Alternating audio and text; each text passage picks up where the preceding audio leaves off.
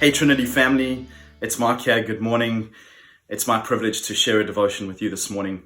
It's Easter week. We're heading up to Easter weekend, and that's really exciting. It's one of the greatest moments of celebration, and I would sure love to be celebrating with all of you, but we can't do that this year. But we're going to do the best we can. There's all sorts of things we got planned for the weekend. Check it out in the email below and communication coming up this week. But what I want to celebrate this morning is that Jesus didn't just give a little bit.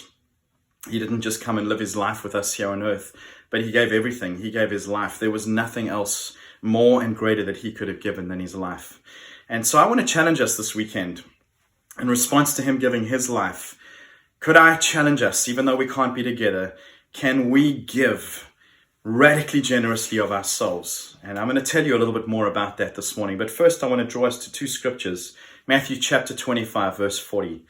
Jesus tells a parable, and he tells this. He says, "The king will reply, 'Truly I tell you, whatever you did for one of the least of these brothers and sisters of mine, you did it for me.'"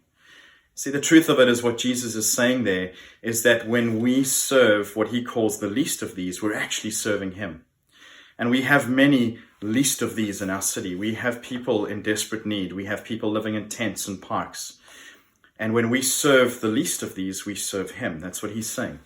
The second scripture is this, 1 John 3, verse 17 to 18. "If anyone has material possessions and sees a brother or sister in need but has no pity on them, how can the love of God be in that person? Dear children, let us not love with words or speech, but with actions and in truth." Isn't that an amazing statement that Jesus makes? Let us not love with words or speech, but let us love with actions and in truth.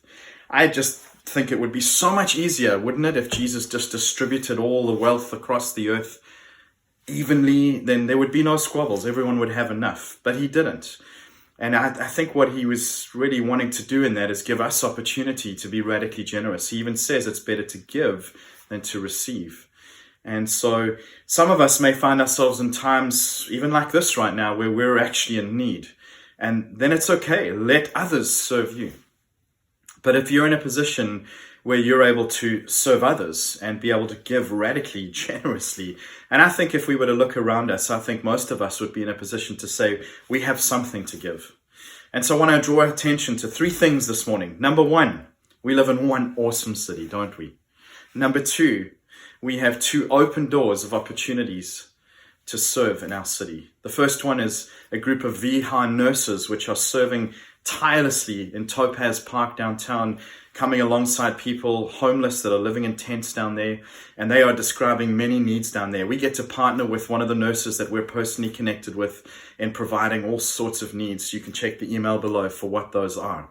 The second thing is with the welfare office downtown, we get to provide these amazing snack packs. This week has been really cool to see how many people brought these to our front door.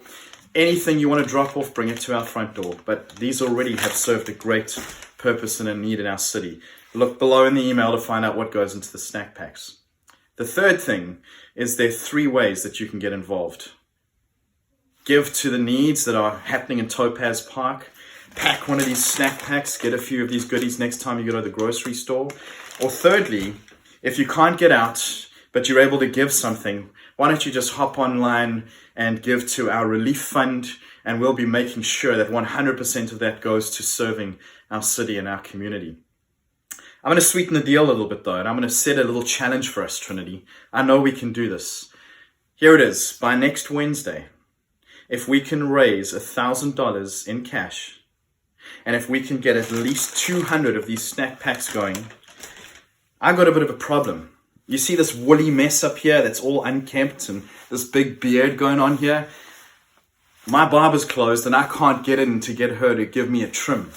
So here's what's going to happen is if we can raise that $1,000 and those 200 snack pack, you guessed it, this is going to see the top of my head in this beard by the end of next week.